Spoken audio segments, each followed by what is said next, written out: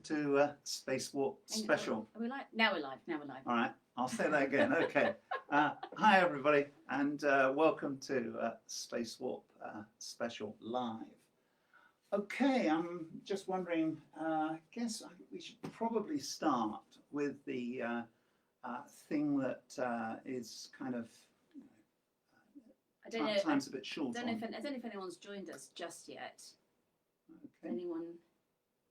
Yeah, if you are here, say hello or a smiley face in the comments or something, so that we know we're not just talking to ourselves as we do every night anyway. Right. Okay. Well, I'm going to rabbit on anyway. You're going to just start because you're good at that. Yeah. Okay.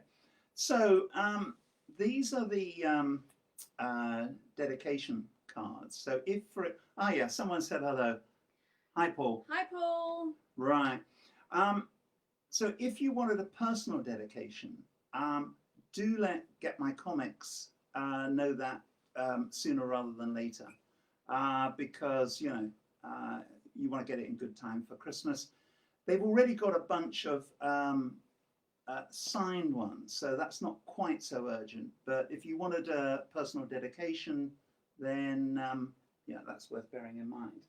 Okay, now the next thing is I'm going to pour a mug of Christmas cheer. You show them the wine that they can see. It's actually wine. Yeah. There we are. Right. Yeah. Okay. Definitely wine. With some rather obvious product placement. And where's yours? Oh yeah. Right. And that's just a little bit for me, thanks. Right. Okay. And so, well, first of all, cheers everybody, Cheers. And thanks for all your support on Spacewarp. I mean, it bears repeating, really. All the great artists, production team, publisher, and above all, you, the readers. So thank you so much. Yeah, it's really worked. Thanks, so, everybody. Cheers. Cheers. And hello to everyone who's said hello in the comments. Hi. It always tastes better out of a Spacewarp mug. So, are you going to talk about the find schlock, the search for schlock? Yes. So we wanted to give you guys something. Try and get my words out. A little extra something. As Christmas is nearly here, so we did have a competition running that was digital only, but we've expanded it out to print as well. So you can't see the competition in the print edition, but all the information is on our website, and it is the search for schlock. Basically, Slayer, aka Schlock, is hidden in the other stories, and like an Easter egg. Yeah, and they're really difficult Easter eggs, but at least 2 people did find them on the digital. Yes, so we are going to say the next 2 people, and it's basically first come, first served. The first 2 people who find all of the schlocks win a Spacewarp t-shirt, design of your choosing, size, whatever, and we'll get that sent off to you hopefully in time for Christmas. So I will put the information in the comments. In fact, I will try and do it right now. Basically, it's spacewarpcomic.com / the search for schlock. I need to actually check that. And so I'll write it in a minute anyway, so that you can go and find the page and all the information and what you need to do. They are difficult as well. So, really difficult. It was a lot of fun, because the artists obviously decided where they were going to hide it. You just said you need to hide him somewhere, and so yeah, I think they had fun, putting it in their story. It's a bit of fun anyway, and it's a little thing, so you get a free t-shirt if you find it quickly. Okay, and while you're doing that, while I look it up and check the URL, I will just show you guys there, if I can get the hang of the screen. This was a Christmas image from Mike D, and I think we should do something with that. Maybe it would be the basis of a Christmas card or something. I particularly like it because it's got a kind of sort of melancholic emo quality. What's it say here? Yeah, I don't want to fight tonight. It's quite beautiful and somber, and a little bit blurry there. Yeah. Our screen looks quite pixeled at this end, so I'm not sure how clear it is. But anyway, Mike's really brought something to Futon, and that I'll have to find my own inner emo to really respond to that, because I think it's the whole nature of comic creatives, is that you find something that the artist is bringing out, and then you respond to it in the script, and so on and so forth. So that was one thing I wanted to mention. And then this one is, there we are. Sorry. I'm going to go forward a bit. Yeah, there we are. So there's the whole Spacewarp universe, and that's by Aid Hughes, and that's a free download. So I'm looking forward to, I'm sure someone at some point is going to do a jumbo download, and hopefully someone will also colour it, because I'd be interested to see that. So we've got a couple of questions, and one I'll make a start on, and I might come away from it because it's quite a big question. John Clark was asking about sales on Spacewarp, and it brings up quite a lot of interesting issues, but if I feel like I'm going on too long, I'm sure Lisa will interrupt me and say, let's answer one of the other questions. Well, let's see. John's really making the point that a tenner is a lot for what he refers to as a mass market product. And so this really gets you into sort of things like definitions. And I mean, Rebellion, for example, have just done My Concrete Surfer. Whoops, if I can get this right. Yeah. Now that's on sale for a tenner. And I actually think that's really good value, and I think it will appeal to kids. But at the same time, I think John is right that it depends on definitions of mass market. So I'm going to use some of the figures that he's mentioned, because he's talked, for example, about, well, Private Eye sells a 250,000, and Viz, he says, still sells about 40,000 copies. So I would really take 40,000 as being 40,000 and north of that figure as being mass market. And I think to reach that kind of figure is a very, very daunting task, because, well, as we all know, comics got screwed up in the 90s. If they hadn't been screwed up, then that would not be difficult.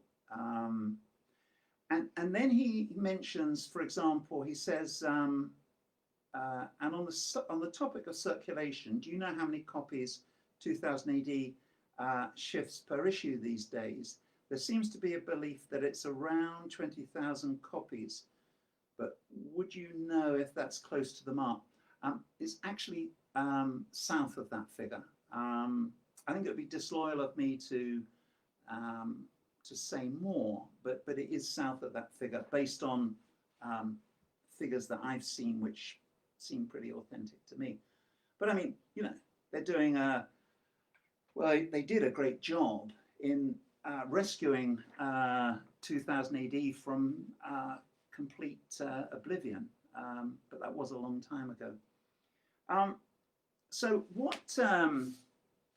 one of the things he's saying is, would it make sense to produce Spacewarp on a cheaper paper? Well, actually, the paper this is on is not exactly the highest quality in the world. It's good, but it's it's a step above say the bog paper that we all have fond recollections of on 2000 AD. But it's actually dictated by print on demand, and that's why the good news is that Spacewarp is selling well, it's working, and the reason it's working is because we're using the print on demand model, and everybody else in comics seems to use Kickstarter as their role model, and good luck to them. But in the world of independent publishing generally, everyone goes for print on demand. And so we are dictated to basically by what Amazon and Ingram Spark, our printers, determine at this stage. I mean, that may change later on. So, in that context, a tenner is not bad. But in the new year, there's a lot of things we can do to try and reach that youth market and hopefully in the fullness of time, get closer to those kind of mass market figures that were once commonplace and which we all lost, and which we all actually have to, all of us in comics have to take some responsibility for. So we've got a lot of plans, or I've got a lot of plans of things to do in the new year to try and reach that youth audience, and it's going to be a steep learning curve. Now, to give you an example of that, I mean, we've already learned, even before Spacewarp, some of the things that work in marketing and some of the things that don't. And they're not always obvious, and I don't mind sharing some of them with you. So, for example, you would think being on, say, national radio would lead to a spike in sales. It doesn't. It does not. Whatever, I mean, I've been on quite a few of these things, and you look the next day for the spike in sales, no difference. But this won't come as any surprise to you. You give something away free, right? This led to a spike in sales. Yeah, I mean, you guys know where it's at. Yeah, this is free. I'm going to have some of that. So there was a lot of things that we've already learned in merchandising. In other words, how do we sell? How do we reach an audience? All this kind of thing, and what marketing techniques work and what don't. And so there's quite a number of things like radio, which you would think work but don't. And I think, just to say quickly, that that's that idea of the actual broadcast advertising, which is literally like a kind of scattergun approach, which is traditional advertising on the TV, on the radio. It's not. I think everyone's becoming more fragmented and in their own individual little niches, and so what the internet allows you to do is to target your advertising more. And so we found that just kind of reaching 1 million people on the British Forces radio, it doesn't actually make any difference, because you're not actually talking to your people, you're just talking to a broad spectrum of people. So and the same was true with what was that TalkSport. That TalkSport. Whoops. Having trouble playing this video. Oh my God! Right. Are we still? It says we're still live. So okay. Shall we just carry on talking? Yeah, you can probably see us, because we're just. I've got lots of questions coming up down the side. Right. As well, So I think I've answered the first one, which is we're going to try a number of systems in the new year, and one of them will address the price. I don't want to give too much away in case there's some rival out there who might say, hey, that's not a bad idea, I could try that. So yeah, we'll have to wait and see the new year how these things work, but it will take time. Okay, on to the questions. So, well, first of all, I just want to say that I put the link to the URL of the Search for Schlock. Can we just check that you're still on the right Wi-Fi? That might be why it's... yeah, it should... We're probably going to lose the connection. No, it won't. No, it doesn't make any difference. Oh. Right, refresh. Okay. Sorry, I had to do that. Yeah, no, it's fine. Okay. Okay, guys, sorry about that. We our Wi-Fi switched to the wrong router there, so hopefully we're back. And blah, blah, blah. I just want to say the search for Schlock, the URL I've put in the comment right at the top. I hope. Nothing seems to be working properly at the moment. I've stuck the URL somewhere in reply to somebody's comment. I thought I'd put it on Paul Westwood's, but it doesn't seem to be there anymore. So I'm going to go back to the top to Paul again and reply. Oh, no, it is there. It is there. So if you go up to the top and you look for the very first comment with Paul saying hello, I've replied to him, and you've got the search for Schlock link, all the information that you need. Yes, spacewarpcomic.com/the search for Schlock, except it's hyphenated because complicated. Okay, questions? Yeah. Do you want? Have you got one that you want to pull out? Lots there? of people saying hello. Lots of people saying they've got the signed book plate. AQs is a great find. Right. Okay. Well, let me answer that one quickly. The Kenny Gibson one. While we're trying to see if we can get our. I mean, as far as we can tell, you can see us, but we can't see ourselves. Okay. Dorian said the broadcast keeps pausing. Thanks, Stephen. Kieran, thanks. We're still live. Good. Okay, because we can't see a thing now, and we can't even see how many people are watching us or anything. Yeah. So, from memory, that question was about something about a Dread martial law crossover. Yes. Yeah. I mean, all those kind of things, sadly, are not going to happen because Kevin has retired, and and also to be fair, I mean, he has moved on from martial law. I mean, he does League of Extraordinary Gentlemen. So, yeah, sadly, those kind of possibilities aren't really going to happen. Okay, another question? Right, so what would it take for Spacewarp to come out more regularly? And did you follow Rock the God by John Wagner / Thorne Cornwell? No, but I'm really glad that John's brought it out. He was telling me about it a while back when I think we met him in Glasgow, and yeah, it sounds great that it's all happening. What would it take for Spacewarp to come out more regularly? Well, I think it goes something like this: that our first criteria was to produce a quality product. So, it's out there as a quality product. It works. People like it now. And I was, I think, about to say earlier that alongside everything else, the thing that really boosts sales is you, the audience.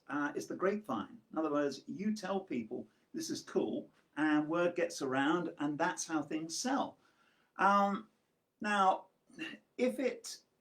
I mean, we're still at the beginning of a learning curve because my first aim was to produce a product of quality, and getting it right took a fair bit of work because, these things can't be rushed. So that the second stage we're at the moment is marketing to what you might call the existing comic audience. Then in the new year, I trying to reach that wider youth audience that we all know has largely left comics, and which 2000 AD, to its credit, is trying to get back with Regened and so on. And it's when you've lost a market like that, it's going to take time to get it back. Now, the reason I mention that is if we are able to get that larger audience back, then it means that Spacewarp will not only go into the black, which it's definitely already on its way to doing that. As long as it keeps on selling at its current rate, everything's fine. But if we reach that youth audience, in other words, if we get closer to those magical figures that I mentioned earlier, then it's going to generate a fair bit of income, and it means that I can hire people to do some of the various jobs which I'm having to do myself, like marketing and or like some of the accounts. I mean, there's quite a lot of administration, isn't there, with all the people involved. So there's a lot of accounts management.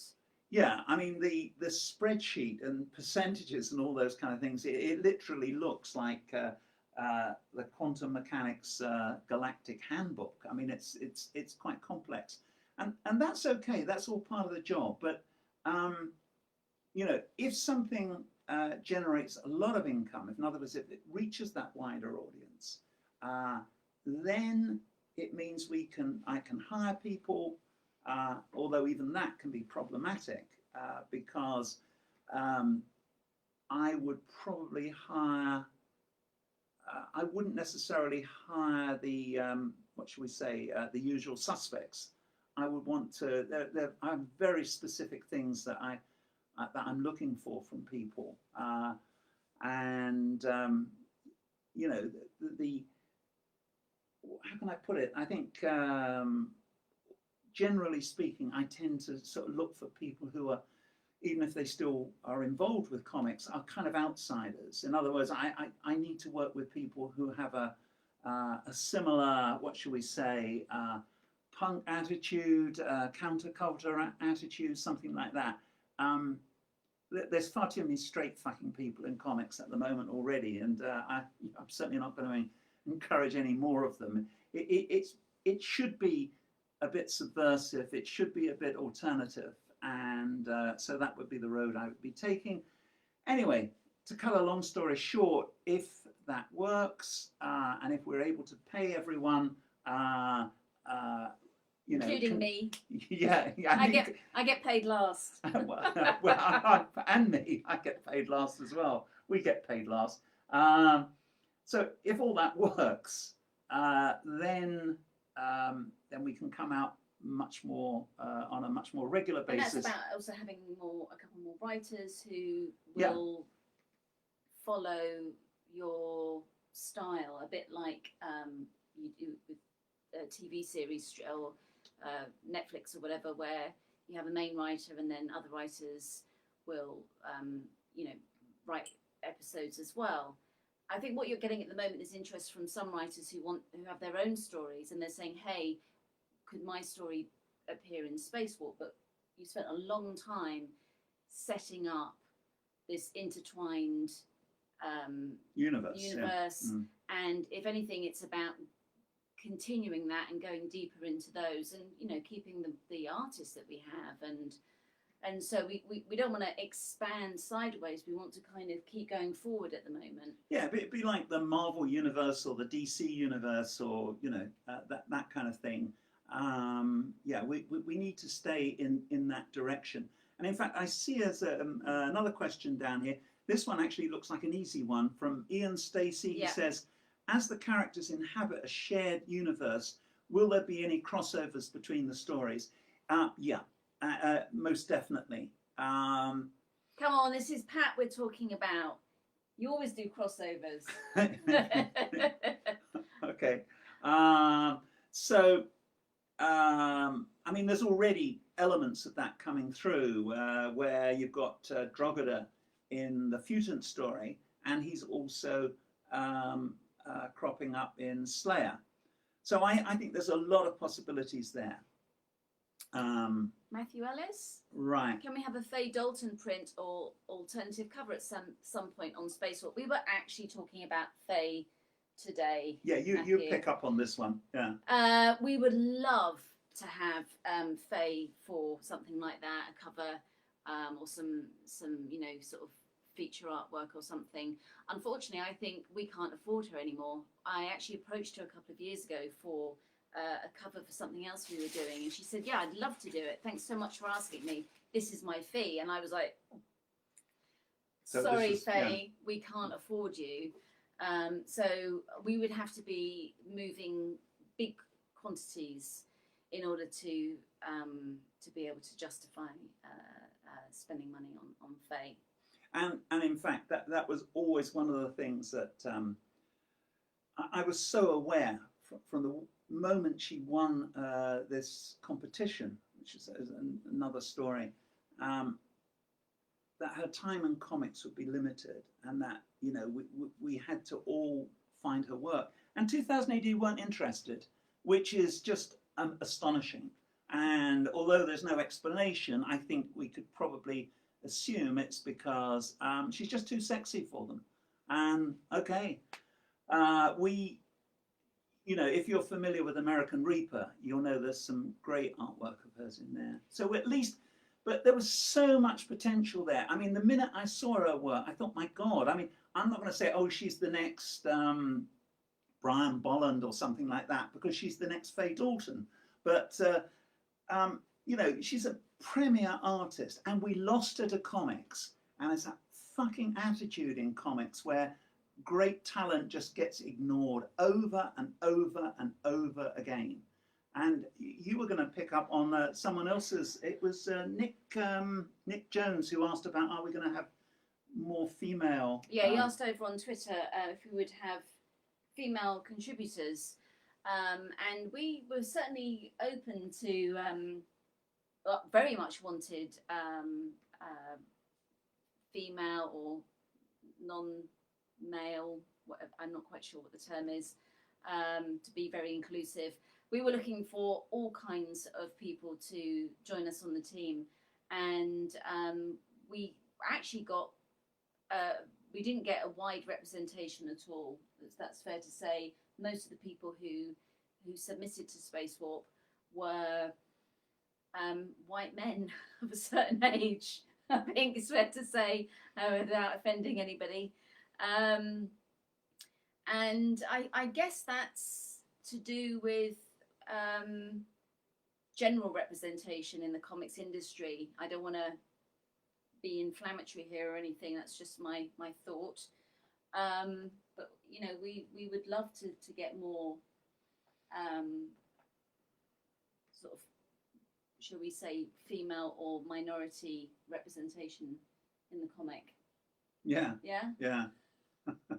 Okay, I'm looking at another. Just a comment from Jonathan Fisher there. Hi, Jonathan. Hi, Pat and Lisa. You mentioned buying a swimming pool in your email. Surely, not being able to buy a swimming pool. Yes, so he says, surely when you get that Reaper deal with Amblin Entertainment, you'll be laughing all the way to the bank. Yeah, right. No, I think not. No. You know, American Reaper is produced by, or rather, we produced it as Repeat Offenders as a company, and then it went to another company, who go to another company, who went to Amblin. I think that's how it works. So if you think of that Groucho Marx thing, you know, I'm sure we will get something. You know, I mean, obviously, if it goes ahead with Amblin, it should be a big film, but be a small bit, I would think. Yeah. James Hardwick, could you please tell us again where we can get the physical version of Spacewarp? Yes, you can get it from Amazon, and you can get it from getmycomics.com/Millsverse, along with some of our other titles that we sell on Get My Comics. And we're currently offering signed book plates on the Get My Comics website as well. And we're running that till about the first few days of December. And then we need to cut it off because otherwise people won't get them in time for Christmas. So you just want to, we can't see our camera anymore. So I'm hoping everyone can see us. But these are the book plates, and Pat will sign them, or we'll do a personal dedication as well. All the information is on getmycomics.com. And then there's Amazon. And also, if you go into your bookshop or comic shop, if they're still open, and you ask for Spacewarp, they should be able to look us up on the catalogue and order you a copy. So, you know, if you have a favourite indie bookshop, by all means, go in there and ask them for Spacewarp as well. Brilliant, yeah. And just to mention some of the other merchandising we have, I think the other stickers are on the back of this computer, actually. But this is a bunch of stickers, and this is my particular favourite, which we we do intend to do as a T-shirt at some point, not this side of Christmas now, but this is from Aid Hughes SF1. Yeah, and I do love that. I sing the body bacteria. We are missing Doc Zott and what was there? Did it say so? I can't remember. It's on the back of the computer, which is a bit silly because we can't see it now. And yeah, anyway, so that's some stuff, and of course that's my other favourite T-shirt, the one Lisa's wearing. Yeah. You bad stink, go. Yeah, I mean, to me, you know, it's finding in Spacewarp our own Metquake and so on, and I think Mr. Murder is not a copy of Metquake. He has very much his own identity. But he would actually fit in the ABC Warriors universe. Yeah. Wouldn't he? Well, the chances of a crossover with us and Rebellion, I think, are very, very slim indeed. So, Ian wanted to show this. Yeah. So this is another bit of merch, quick plug, that we've got for sale on spacewarpcomic.com/shop. Yeah, so very nice pose. And we also have a landscape version that way of the entire wraparound, so all of the characters front and back. Yeah. And I mean, the whole advantage of these things is that, as I said in my usual ranting way in the newsletter, that you get these things from 2000 AD, and it's great that they happen, but the percentage that the creators get is that, whereas the percentage that the creators get on Spacewarp is that. In other words, it's industry standard. It's a fair split. So, and of course that takes me back to one of the prime reasons why I did Spacewarp in the first place, because you reach a point where you just get so fed up realizing that this industry is stuck in not even a 20th century mode, a 19th century mode. I mean, the only thing to do really is to go out and do it yourself. I mean, it's ridiculous that in this day and age, you know, that there should be buying all rights, because all it encourages is people to produce work like McDonald's at high speed, and to rip off past creations, which many of you will know I don't take kindly to, and I feel I also on occasion need to speak out when I see other creators' work being heavily trolled, which I don't think is fair to them. Okay. We've got lots of questions. We should try and get through them quite quickly. Yes, boss. Okay, right. Onwards. Okay, really important one from Odette Schofield. What's Slinky Malinky called? With a little cat. Are you talking about this one here? She's called Kitty, and she's nuts. Okay, serious questions now. Right. Dorian says, could we have another broadcast because there won't be enough time to answer all the questions. Abood Shak says, I'll send the question again since you probably missed it. Yes, sorry. Hi, Abood. Hi, I enjoyed chatting to you on Facebook. Yeah. On Twitter, is it? Or Facebook? Yeah. Messenger. Yeah. Ever thought of an animated series of Spacewarp, and do you think it'd work? Well, I mean, there's all sorts of things that we can do, but I think in terms of what should we? Things like that come from outsiders. In other words, if you find a film company or an animation company is interested in something, and I think the good news really is that as and when that happens, because I've had so many experiences of dealing with film people, I think I can prevent any heartbreak, because you know, there's a simple question you ask, which is, are you paying up money up front? If you're not, then F off. You know, and they're very good at trying to bullshit you into getting your characters for free. But I'm also very good at telling them to F off. Right. Matthew, poster looks great. Can you get it signed? We can probably arrange something at some future point. You may be talking about this one. Which one are you talking about? Yeah. Either of them, really. I guess. I mean, no, the AIDS one, we're giving it to you free to download, and when everything goes back to normal and we start having signings and conventions again, then I'm sure all the artists would love to come out and meet fans and sign things. This one, we haven't got it. We haven't got it set up to be signed at the moment, but maybe next year we'll be able to fix something up with Get My Comics, as they're quite good at distributing stuff for us. Right. Right. This is from Travis Ralph. Just in case it was missed, does Pat have any thoughts on why the anthology format in comics doesn't seem to do well, or at least have any real presence in the States? Right. Okay.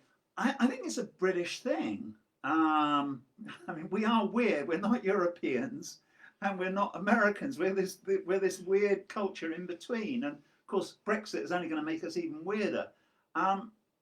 We love anthologies. We love that British anthology, don't we? You know, whether it, you know, long predates Battle, Action, and 2000 AD, Hotspur, Hornet, Warlord, Victor, and so on. Yeah, the Americans, they're used to comics being their way, and we're used to comics being our way. And I think it's certainly one of the reasons why I made really certain that Spacewarp would be the right size. It's a British size. It's not designed, you know, that tendency to make. I'm just looking around for it. There it is. Yeah, that tendency to accommodate an American audience by making these things smaller. That's not going to happen. I'm a huge admirer of the French bande dessinée, because I think their books are beautiful, and they're generally bigger than this. But there is that bit of resistance. Now, that said, we found Spacewarp has gone down well in the States. The digital sales a significant number are from the States. So that's encouraging. Stephen White, Pat, you said in your book you don't like Tharg, so why have you introduced Doc Zot in Spacewarp? Yeah, well, Tharg is well, first of all, Tharg, I think, was a kind of cover for, what should we say, editorial arrogance, and I think that was a lot to do with it. Doc Zot, on the other hand, well, he's on a fresh start, isn't he? You know, he's whatever else he is. I mean, he might be personally arrogant like Tharg. He's made mistakes, yeah. and he's paying for them. Yeah. Yeah, I mean, he's trying to flog his wretched products and all the rest of it. So it's a much more fun idea, and of course that's another reason why he's there. Okay, now I know there are probably John Ottaway leading their the scrum is going to say, you know, fuck off for being nasty about Tharg, but sorry, Johnny. Let me see if I can find a way of putting this. I assume a lot of people found Tharg funny. I didn't. I found him singularly unfunny. And I say that as one of the wretched creators of him. And I've probably mentioned before that there was a petition to get rid of him, probably within about 5 or 6 years of him first appearing on the scene. I think Doc Zot, by comparison, is funny. And I think we are biased, but we do think he makes us laugh anyway. Yeah. And my feelings on Tharg, I have to be a bit careful here because I mustn't betray confidences, but I am not alone amongst 2000 AD creators. I think I can say that much without getting into trouble. So yeah. So hence Doc Zot. Okay, Paul Westwood, do you think that the creator-owned project that was toxic could have been saved by print on demand?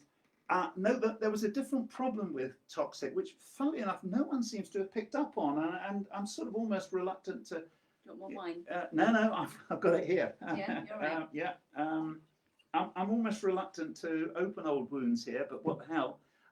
It was really two comics that. It's split into, not like Whizzer and Chips or something.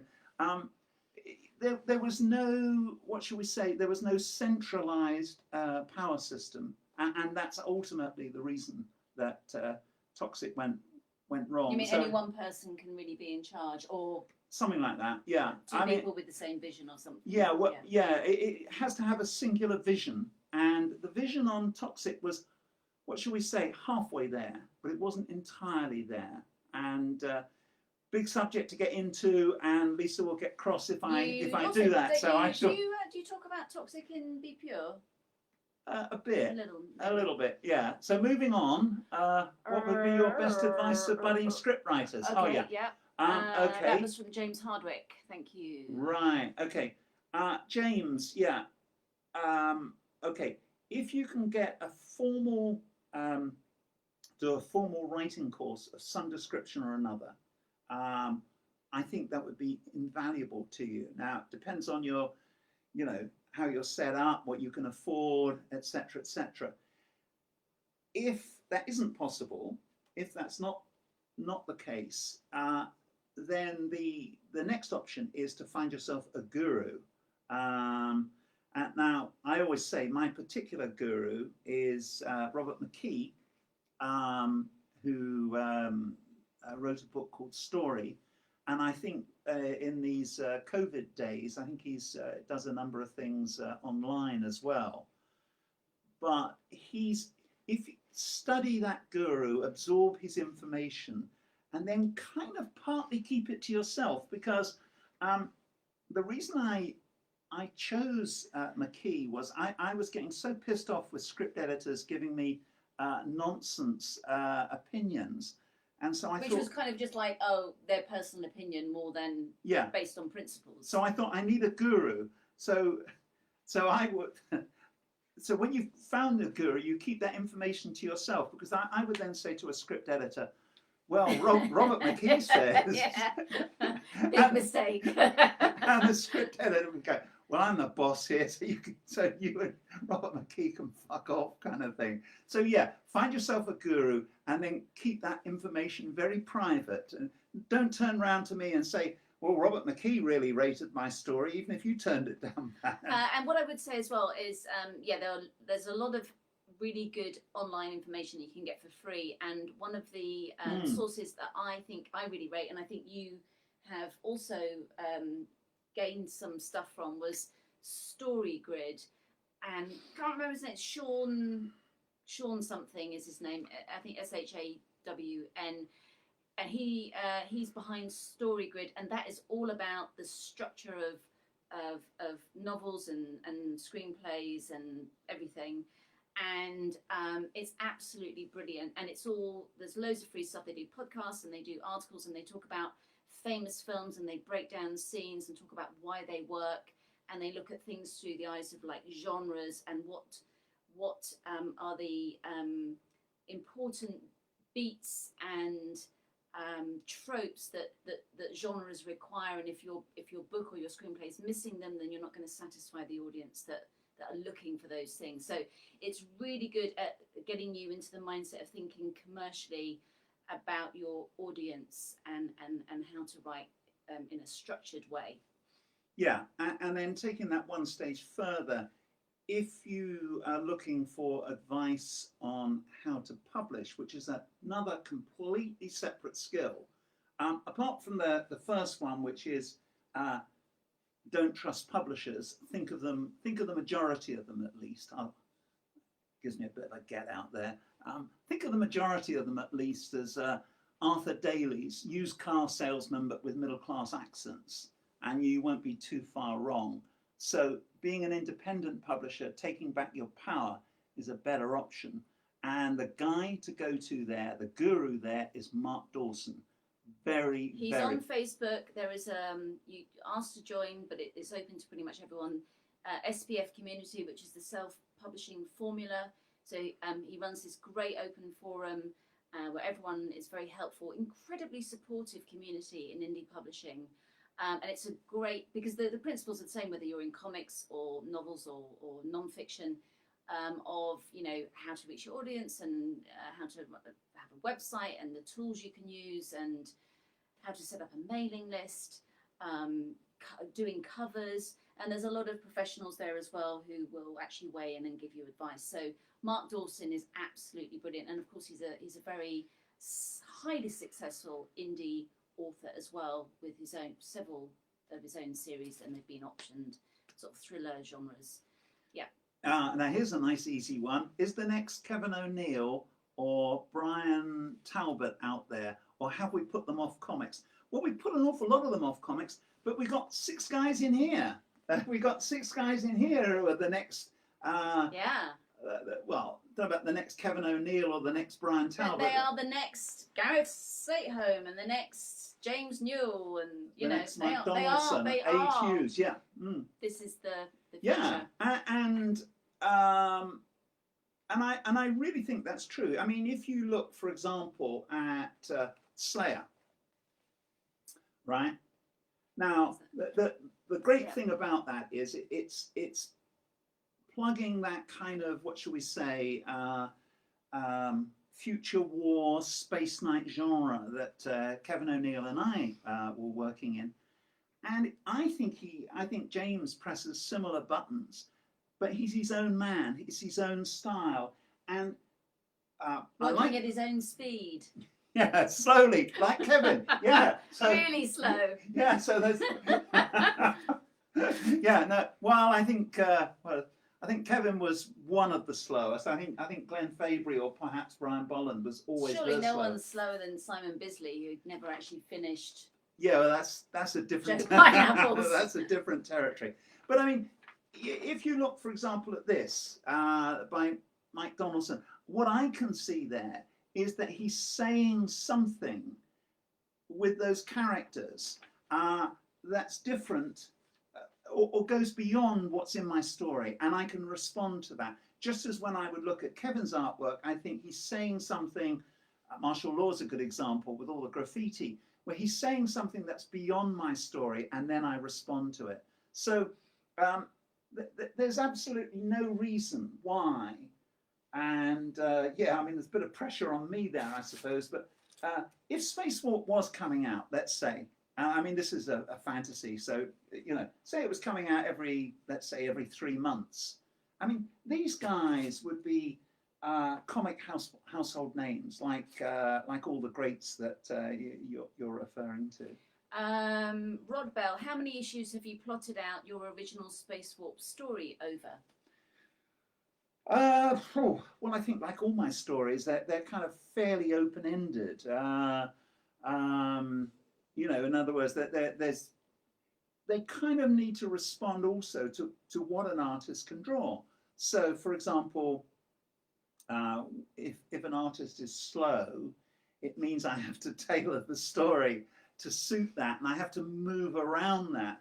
So this is the thing with comics, and I think particularly our British breed of comics, that they kind of respond to where the artists are at, how much they can produce, how that, you know, hopefully if they're happy, all those kind of factors. So you can't get too far ahead. You have to have an overall sense of theme and objective, but you don't want to start scripting it all and working it all out too far ahead. Yep, another one. Right. What can you see in guys like A. Hughes that you saw in Clint Langley? I can see loads of great similarities. Well, that's good. Yeah, I mean, in the case of Aid, SF1, I think was the toughest story for any artist to try out on. Are we still there? Yeah, I think we're still there. Yeah.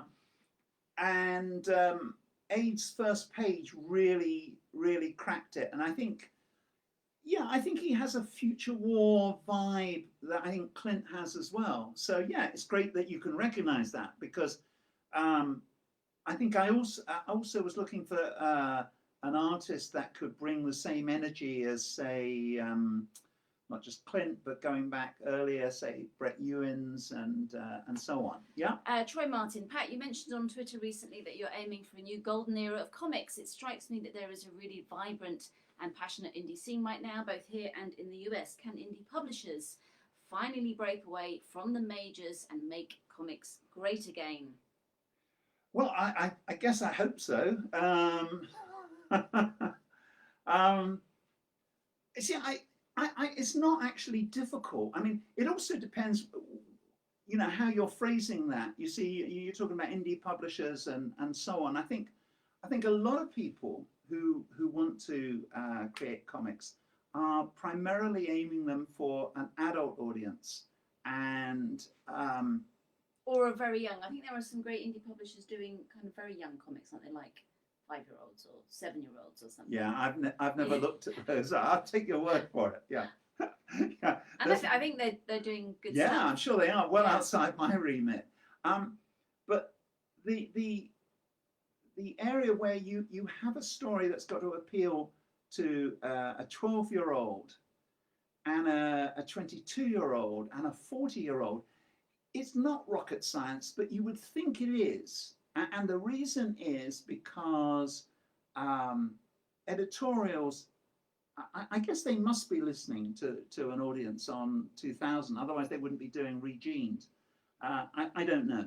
But certainly in the past, they just went more and more for kind of what I would call an elitist audience. And the net result was they pissed off their core audience. And the warning signs were there from, I don't know, the mid-80s onwards. And there was a bitter harvest in the 90s, as I think most of us know. Hang on. Right, okay. Sorry, I keep blocking my own view in the comments. Matthew says James Newell won the Thought Bubble art competition thanks to your Spacewarp experience. Yeah, I came across he that never somewhere. told us. Yeah, I must drop him a line and congratulate him on that. Hiding his light. Well done, James. If you're Congratulations. Yeah, fantastic. Well deserved. So all that torture I put you through. Wooly Russell. Okay, Sorry. What's this one? Okay. Lisa, do you take it personally when Pat complains how awful it is being screwed by his publishers? Very funny. No, we have a very respectful relationship. Okay. Dorian, was that the Rojaws and Joe Pineapple story you hinted at that Simon Bisley never finished? Will it ever see print? That's a nice easy one. Thanks, Dorian. Yeah. I like these easy ones. It's a quick one. Yeah. I think Simon did episode 1 and possibly episode 2. I'm a bit blurred on that. Clint's done the heavy lifting on it, yeah. And I'm sure he's done a brilliant job. And I'm meant to be seeing the pages sometime this month, Clint said. And then I've got a few more episodes to write, maybe 3 or 4, and then that's all Clint's got to draw, and then it's going to be out. So it actually should be out next year. Hey, that was quick. Thanks, Dorian. Spacewarp is a great return to the all-ages comics of the 70s and 80s. However, are there any ways that your approach to an all-ages comic is different in the 21st century? Yeah, it's different in well, first of all, it makes use of 21st century technology. So you've got the website. The characters are obviously, refer to 21st century artifacts and things to recognize that we're not in some kind of classic era here. This is the 21st century. Jurassic Punks is a good example. And I think also, I don't think kids are actually more knowing than they were in previous eras, although there will be some people who might disagree with me there. I just think that the standard of writing generally is higher. That there was some bad writing when the kids were the center stage audience. In other words, the classic example was, I think, on Valiant, or where they have on the cover, a story would start here. Yeah, sorry. Yeah. It would say, okay, story here, and then it would say below, story continues on page 2, because kids are too stupid to realise they have to actually turn the fucking page. I mean, you know, so I think all the bad habits of the past have disappeared, and it took a long while to get rid of them. A certain clunkiness, because they underestimated readers' intelligence, and in fact, I think they actually felt threatened by it. But that's a big subject which I don't think I'll be allowed to go into. Because Lisa's going to move me on. Hello, Ian. Thanks for joining us. Ian Ashcroft. Hi, Ian. Hi. He had to put the girls to bed. And hello, Kieran. Hello, Michael. And thanks everyone turning up to say hello. Right. Okay. Let's keep. I keep not being able to see the question. Right. Kieran, will Ukko make a comeback in Slain? I think the Slain story that starts at Christmas. I wrote it about I don't know, was it about 3 years ago? So it's a little bit blurred in my mind, but I'm pretty certain Ukko makes an appearance there, and the art by Leo Manco is absolutely sublime. Amazing. Yeah. Aid has just joined us. Aid, you've missed us singing your praises. Hope you're not too tired after work. And thanks for taking the time to join us. Abood says, out of all the comic characters you've created, who's your favourite? It has to be Charlie's War. Has to be Charlie's War. Charlie Bourne. Charlie Bourne, yeah. Oh. Yeah. And there's one there from Willie Russell. Yes. Can you clarify whether you'll ever do work for hire again, or would you only go back to 2008? Well, and here's Bruno. Hi. God, we're all here. Hi, Bruno. Almost Hi. All. I mean, it's an interesting question. I think there might be the odd story.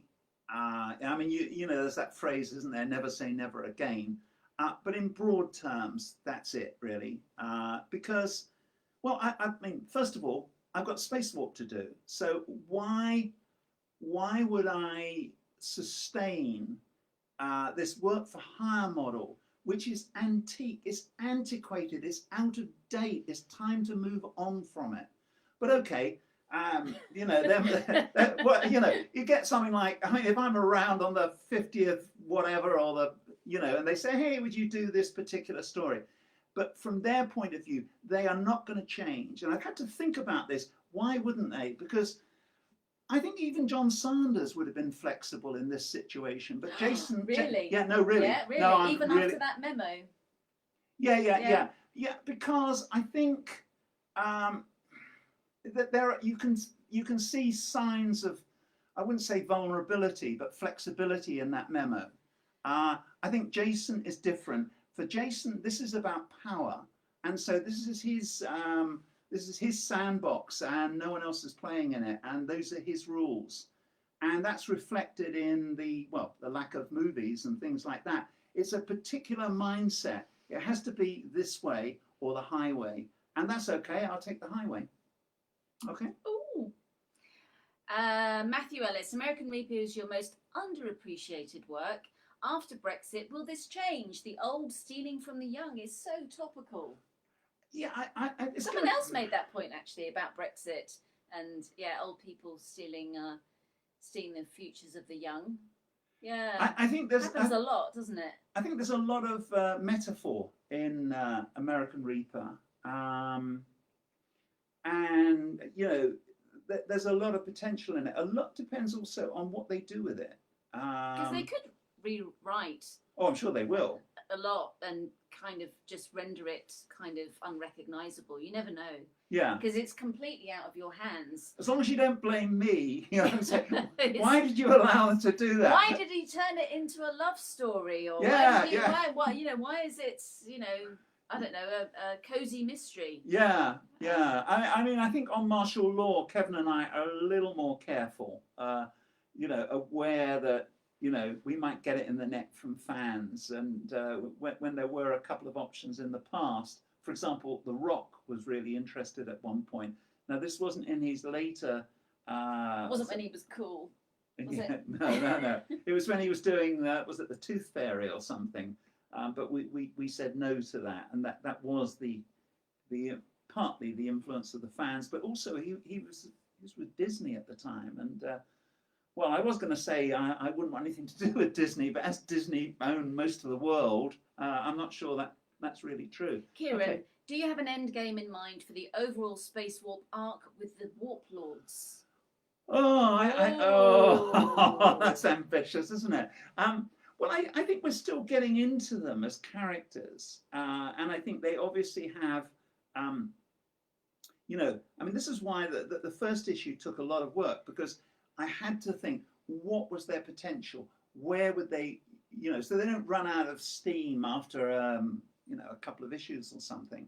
I think that kind of villain is really ongoing forever. In other words, there's lots and lots of potential in them, and yeah, I mean, if we can get a big enough audience, I could see these guys being around for a long time. Yanis says, hello from Greece. Manco was living here for a while and I managed to get him to draw me a Great Slain A3 commission. Wow, very lucky. Believe he's one of the best Slain artists ever. Hope you work together again in the future. Oh, that's nice. Thanks, yeah. Yeah, I mean, a brief, well, I'll try and keep it brief, footnote. Leo put so much work into Slain, and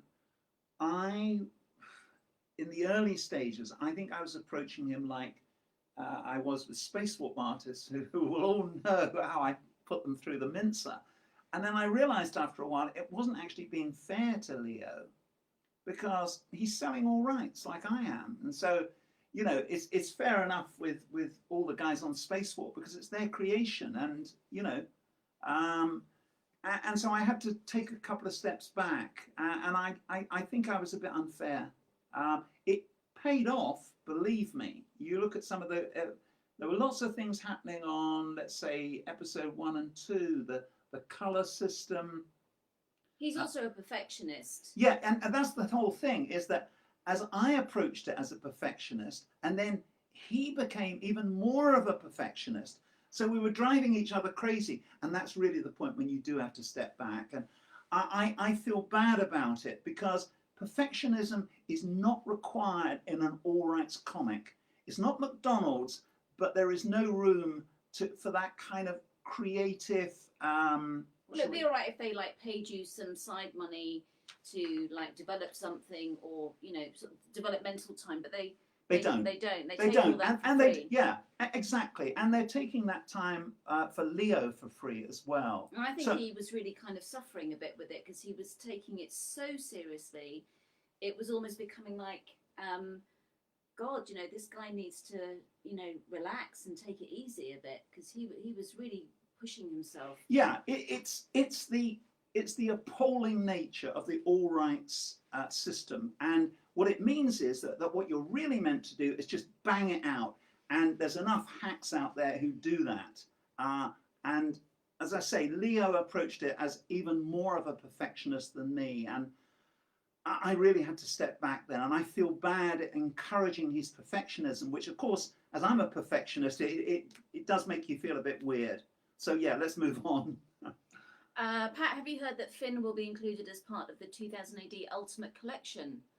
I figured it had to be, they had to have it appear eventually, and I'm assuming it's appearing at the tail end when the sales of the Ultimate Collection have gone down to some, well, whatever is their lowest figure. It's certainly not in the Vanguard, is it? And bear in mind, this was a Vanguard character. And I'm still not satisfied with the explanation that, hey, they're going to get around to Finn eventually. I mean, it deserves its own graphic novel collection. And I think maybe they'll use the Ultimate Collection as their excuse as to why they don't do it. But you've got to bear in mind, Finn was more popular than Slain. Now that's weird. And I think it pissed somebody off in Rebellion. They're never going to admit it because they're masters of spin. The spin that comes out of that place is very, very good. But my own feeling is that maybe it's the fact that he was such an eco-terrorist, or maybe because we took the piss out of the Freemasons. Who knows? We'll never know, because they're good at covering their tracks. But we pissed someone off there. I'll lay money on it. Morgan, what drinks are in the cup? This one has wine, and I could have a little top up, just a small one. All right. Thank you. Red wine. If you're thinking about this boring one here, this is just turmeric tea. Right. Okay. Would you ever cosplay as martial law? Well, not yes or no? No. Ben, where can someone find a copy of the much mooted French model of a creator-publisher contract? Well, I think that's an indirect way of saying, have you got a copy and can we see it, Pat?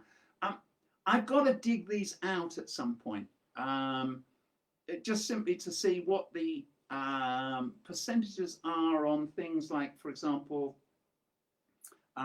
if a writer or artist takes over a strip, there's a particular industry standard percentage. And so I will need to refer to that. Are you allowed to share your French contract? It's not like a confidential, is it? Well, you know what I'm like. I believe in transparency. I so unless it's written at the top, do not show this to anyone. They haven't signed an NDA or anything. I think it'd be quite a good idea to share something. I think like it would that. be a good idea, but it's finding the time. And also, I need to read the damn thing first of all, just to see what it is that I'm unleashing out there into the void. Gwyn, hello, Gwyn.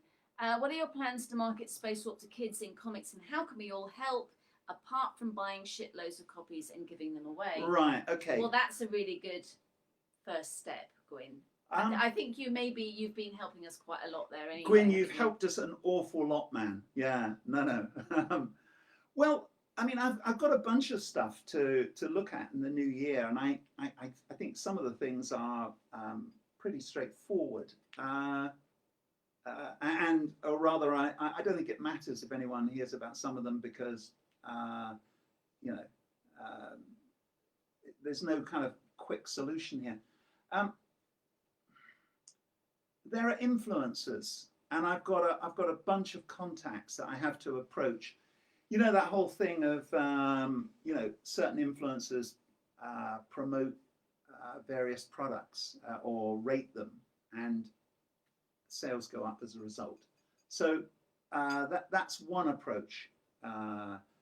And there's also, not particularly for kids, but I think just generally, there's things that I haven't gotten around to. Like there's the whole Reddit thing. And somebody sent me details of how...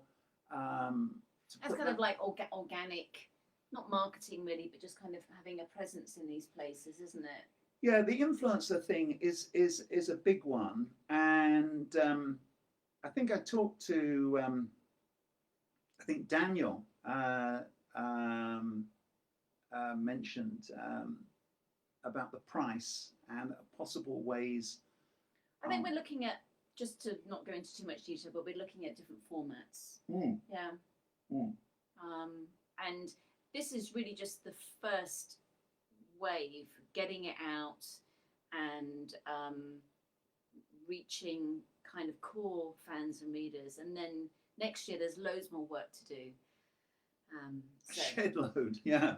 Yeah. But it's worth it because I mean I have to sort of remind myself. I don't really need reminding. I mean, comics started with kids, and adults in effect have taken they've taken them over, and so we've got to find a way of reversing that process. Yeah. We should probably think about wrapping it up, but there's a last question from Morgan Spiceman. What's the secret to a good story?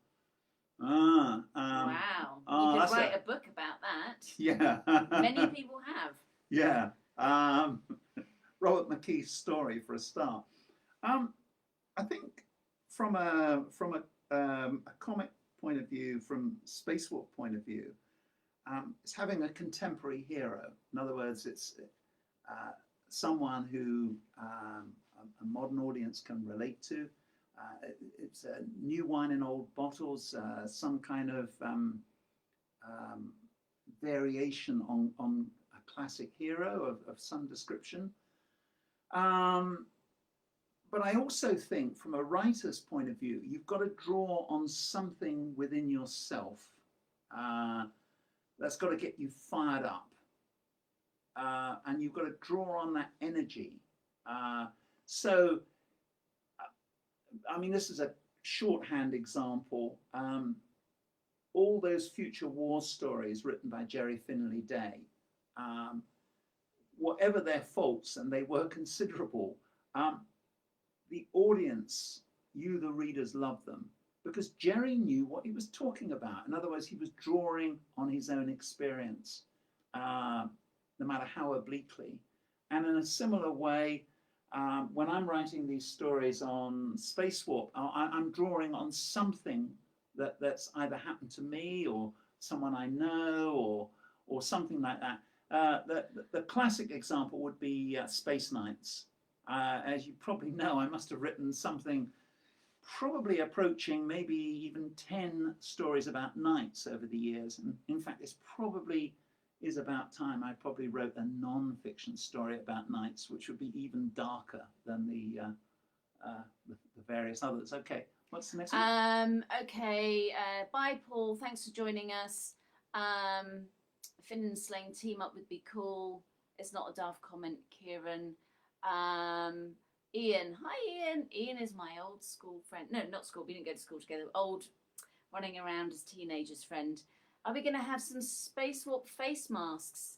I keep meaning to get round to it. Yes, I'd really like to do that. I've got to think about that. Ian, does anyone know who George MacDonald is? Ian Ashcroft. Not sure who he is really. He's kind of a bit of a recluse, mysterious. Really. Yeah. He likes to keep a low profile. But he's definitely a writer to watch out for, undoubtedly. I see there's a question, another one there from Willie Russell. I really like the stuff about epigenetics and future generations being punished for the crimes of their antecedents. Are you just using scientific concepts as jumping off points for stories, or have you worked out a whole cosmology like the macrocosmic balance in Slain? The answer is probably halfway between the two. I mean, I've kind of got it sort of half worked out. It is a little bit more than a jumping off point. I think Slayer is really into epigenetics, and I mean, I'm actually surprised that no one else has really highlighted this, because if you're not familiar with it, The Affair, which is very much a mainstream Netflix TV series, they had an epigeneticist in it. And I was delighted because it meant that it was no longer some kind of weird esoteric idea, that it was starting to be taken seriously. We're still at the beginning of it.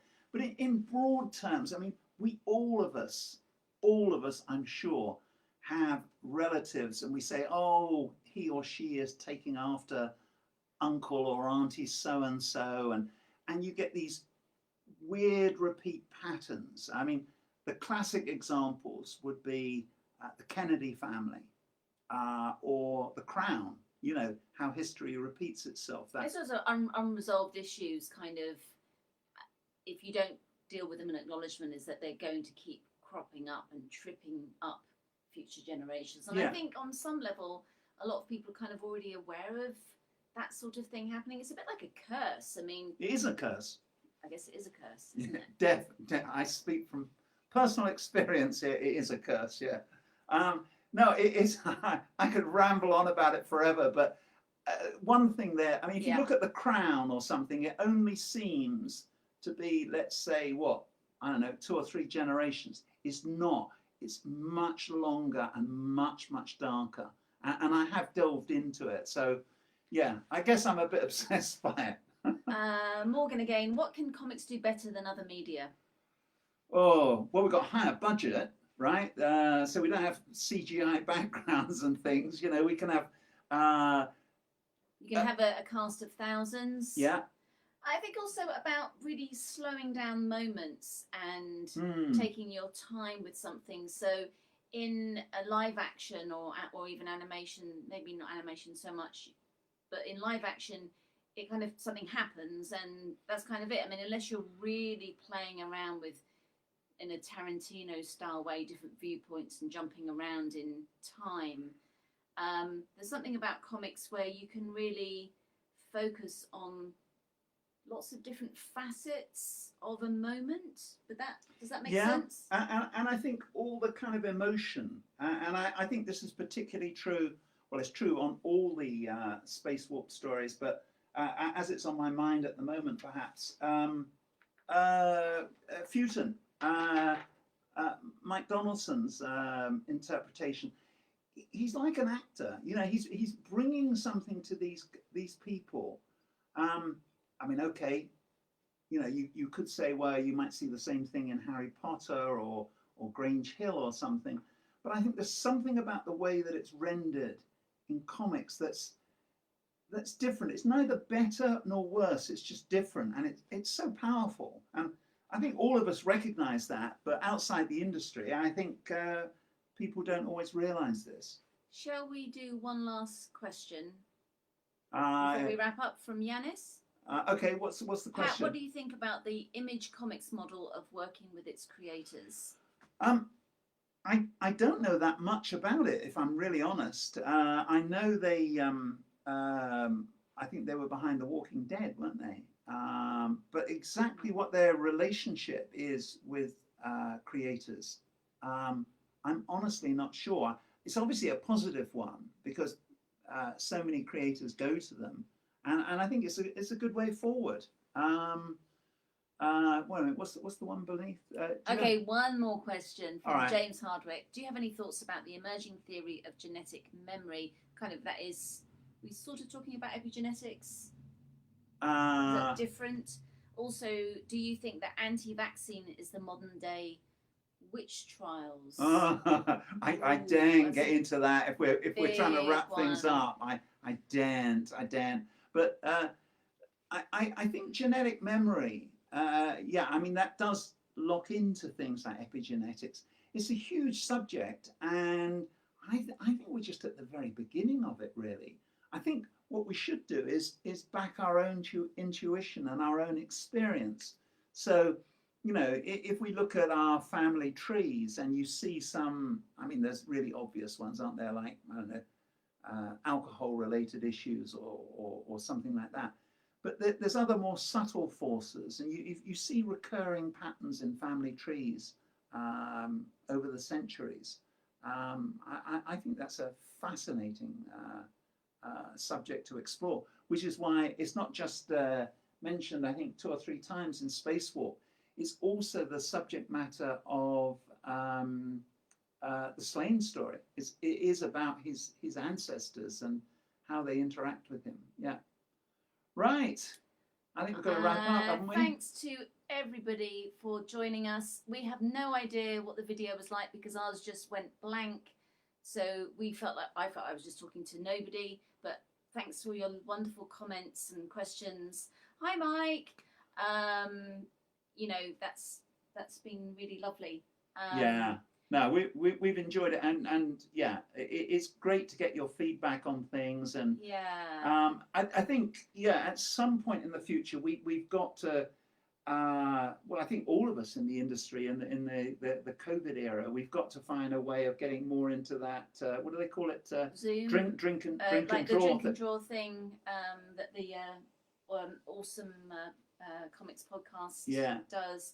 Yeah, we've got to. I think we've got to up our game a little bit because I'd like to actually interact more with people. Actually, like seeing people on the screen, and you know, like a Zoom thing. We're just. And what's the other one? What's the other one but like Zoom? The one with all the Teams. Teams, yeah. We did a Teams lecture for.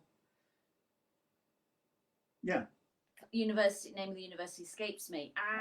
Simon de Montfort, was it? Simon de Montfort. De Montfort. Well, he probably was Simon. Yeah. Yeah, with Phil Vaughan, yeah. Yeah. Right. So, okay, so with that thought, somewhere we hope in the not too distant future to be able to, we've got to go down that kind of virtual convention line to really interact properly with everyone. Or see you all in the flesh next year very soon, hopefully. We hope. That would be lovely. Thanks for joining us. Cheers. Bye for now. Bye, guys. Bye. Bye.